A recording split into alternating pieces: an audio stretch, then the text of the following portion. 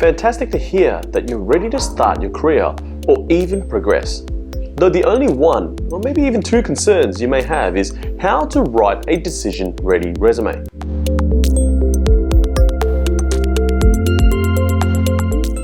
So why is having an effective and well-structured resume important? And what makes a decision-ready resume? There are so many videos out there showing you how to write a professional resume and land interviews.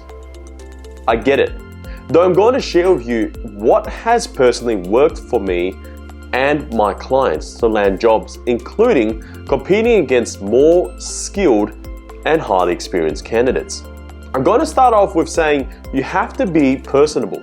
Actually, many people care little on how pretty your resume is, so you get to treat this by case in industry, but mostly they want to know if you can, they can find the information they want very quickly and easily in a short time frame.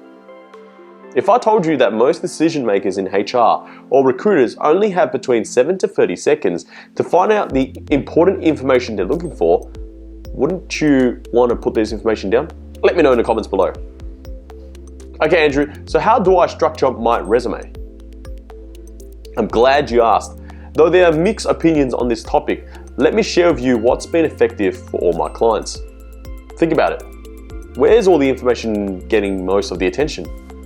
The top section of the page, mid-section where most of their employment experience and history maybe, and perhaps the end section where you put an enticing content to get them to read a bit more. It's a known fact, many recruiters in HR start off at the top section where your name is, but sadly most people only put their contact details and nothing else. Don't you think that makes it a little bit dry? Then what happens next? They start skimming through, hopefully not scrolling because that's when you know you're finished. Okay, so they start scanning for relevant information, like experience, terminology used, industry skills, qualifications, project achievements, and what companies you work for. Assuming if the ATS, the applicant tracking system, already done most of the job, they should be able to decide very quickly who to call for a phone interview or face-to-face interview. Here's a thought. Imagine you can use suggestive techniques to enable them to contact you as they want to know more. How would that sound? Less is more, right? Though the key information still remains evident. So how are we going to do this? It's very simple. Following with a structure that is well deserved and can enable a decision right on the first page. That's called creating curiosity at the first page. And sometimes they're still wanting to go to the second page, but most importantly, you want them to give you a call. Actually, I do have a video on this and I have a full course outlining how to write an effective cover letter and resume, and I'll put that over here. Also, I'll put in the links in the description, so in case you want to have a look at it. So what you want to do is have all relevant key information at the top of the page. Go for a name, you normally put your name, your contact details, but this time I want you to put your position title as well, project experience, any achievements, industries, softwares, licenses that you use, and your availability. Then you're going to lead them carefully to your summary, and this is where you hit the nail with a hammer. If your summary is compelling enough, this is where you generally will receive a greater chance of acceptance for a quick phone call. A new thing I'm implementing with my clients is to suggest in the summary, if you want to know more, please contact me on 04 blah blah blah blah. You get the point. So what goes in a summary? First of all, it has to be personal and feel like it's tailored. First, demonstrate character and personal traits, generally using 3 words to describe yourself. And maybe if you can you can think of a statement, that may work as well. Second, you're going to describe briefly your previous and your current experience, including any projects that you lead. Third, any achievements. Fourth, personal story, if it's sharp and direct. Fifth, your goal. It's really important to see how it would resonate with the company of your direction. 6, this is very optional. You're allowed to enable to put your contact information again, just to entice them. Isn't that amazing? So much information is done just at the top of the page. And now the rest is kind of a piece of cake, right? Okay, all right, Andrew, so what goes next? It's actually optional. You can actually choose what you want to put next. You can put career highlights if you work for, like decades, your project achievements, any interesting projects or career pathways. You can put your soft skills, employment experience.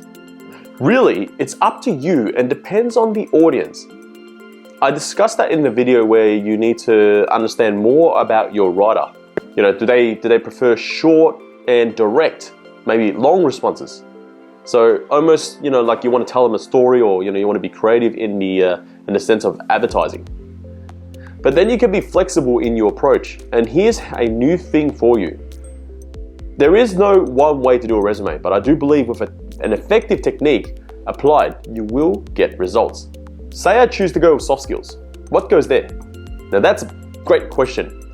You want to put all relevant skills, again, that the HR want to know that you have the capabilities.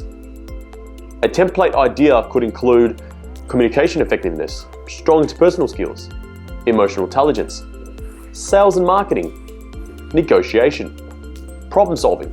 The list can go on. Although you need to put what is relevant, of course. You don't just, list so many skills that it doesn't even, applicable to them. Though, what is important is you need to be able to elaborate on each point. I've seen so many candidates just list. It means nothing. You need to be able to describe it and tell how this skill has helped you to do the job and why that skill is going to help that company solve their that problem they may have, or maybe potentially if they're just short of a target, for example, in a sales job, to be able to let them read it and go, hey, this person will be able to get me to target. That's what they want to hear. Moving on, we want to discuss about your employment experience or history. You want to be short and direct, but be sure to write or type in the context of what did I do for the company, not what were my job duties. I hope that makes sense. So you want to make it in a way that you're working with the company rather than for the company. And how did you leave an impact? Did you benchmark sales, for example, like the results, you were like the number one? Or did you create new systems, added value? Were you an account manager? Did you process high amount of volumes of invoices that you were able to streamline a successful system in place? And the most important part of this is you need to be able to just transcribe this in a way that you're going to be discussing about team effort rather than just I did, as there is no I in a team. If you didn't know, team is together, everyone achieves more, TEAM. So how do you structure your response? We can use the CAR context, CAR. We talk about context, so what skill was required, or task, project at hand perhaps. Action, what did you do and what was required. Result, what were the results, positive or negative, and importantly, who has it impacted? Did you reach a goal? Now we move on to qualifications. You can just list it. If you didn't receive a decent GPA or the score, then obviously don't mention it, but you could use a few keywords to help yourself bypass the software. Perhaps maybe listing some skills or some terminologies that they are putting on the advertisement so that you're maximizing every single space that you can. As I mentioned to you before, I did a course on how to write an effective resume and cover letter, and that is in that link before. I'm also going to put it in the description below, just in case you forget. What I learned and been servicing for over 7 years, you can take in as little as 47 minutes. I'd be very happy for you. And if anything, Better Media promises you that you will only see value in every content that we post.